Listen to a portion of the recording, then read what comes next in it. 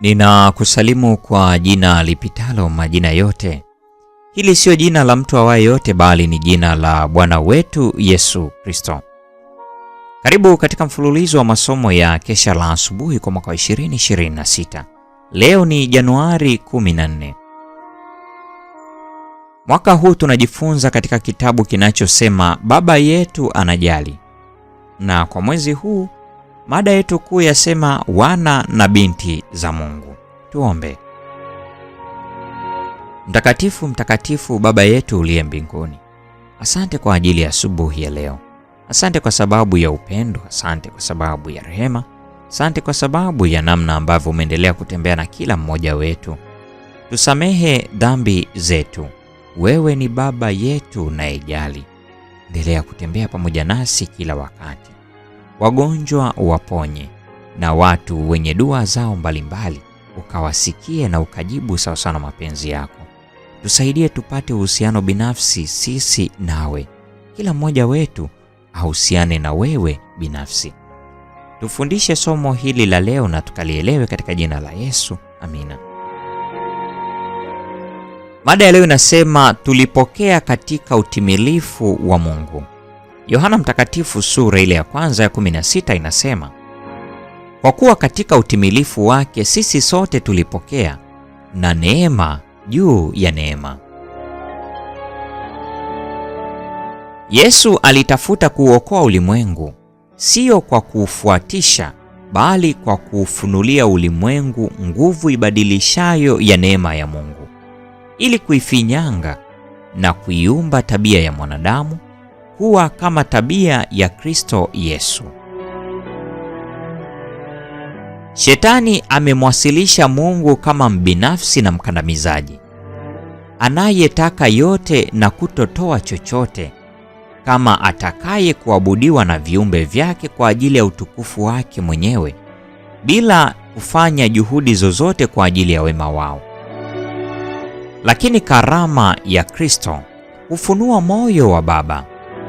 Inatangaza wazi kwamba ingawa chuki ya Mungu dhidi ya dhambi ni kali kama mauti, upendo wake kwa mwenye dhambi una nguvu kuliko mauti. Baada ya kuthibitisha ukombozi wetu, hataacha kitu chochote, hata kiwe kinapendwa, ambacho ni cha muhimu kwa ukamilishaji wa kazi yake.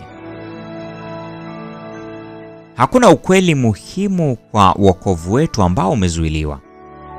Hakuna muujiza wa rehema unaopuuzwa. Hakuna wakala wa uungu aliyeachwa bila kuhusishwa. Fadhila imezidi kuzidishwa, karama juu ya karama. Hazina yote ya mbinguni imefunguliwa kwa wote wanaotafuta kuokoa.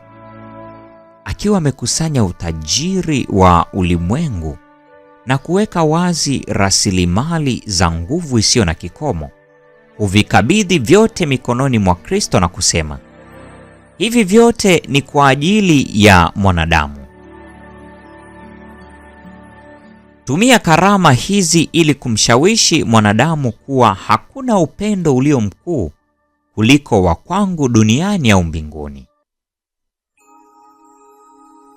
Furaha yake kuu zaidi itapatikana katika kunipenda mimi. Baba anaipokea kila nafsi ambayo mwanawe ameinunua kwa karama ya uhai wake. Kila uwezekano umefanywa kwa ajili yetu ili kupokea uweza wa Mungu ambao utatuwezesha kuyashinda majaribu. Kwa njia ya utii kwa matakwa yote ya Mungu, nafsi inatunzwa hata uzima wa milele. Mungu anayo mbingu iliyojaa baraka ambazo anataka kuzigawa kwa wale ambao wanamtafuta kwa bidii kwa ajili ya msaada ule ambao Bwana pekee ndiye anaweza kuutoa.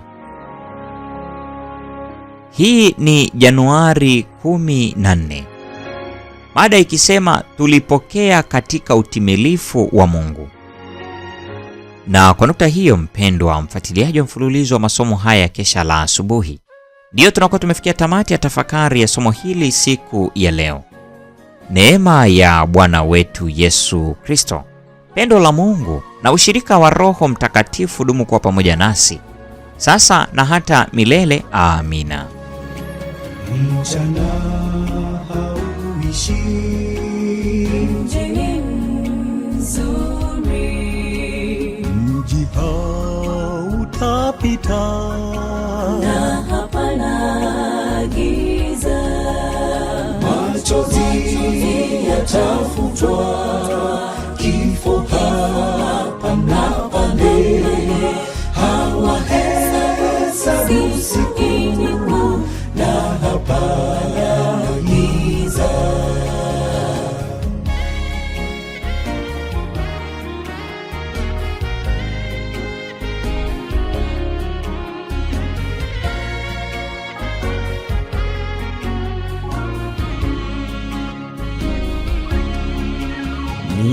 Milangoni ya lulu, mjini mzuri, dhahabu njia zake, na hapana giza. Machozi yatafutwa, kifo hapa na pale, hawahesabu siku na hapana giza.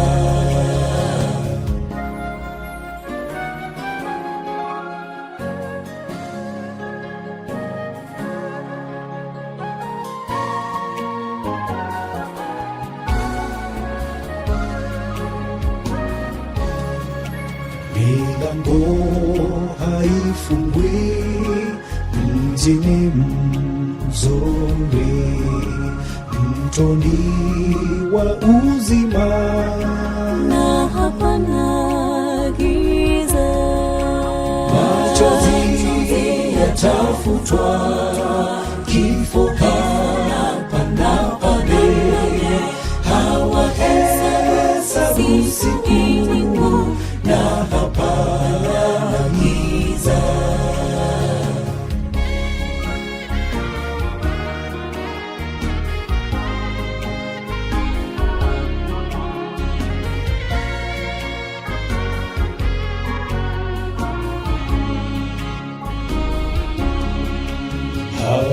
Hawahitaji jua, mjini mzuri, Mwana-Kondoo nuru, na hapana giza.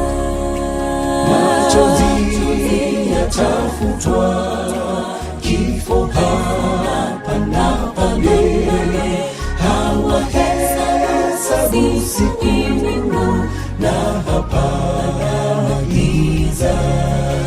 Machozi yatafutwa, kifo hapa na pale,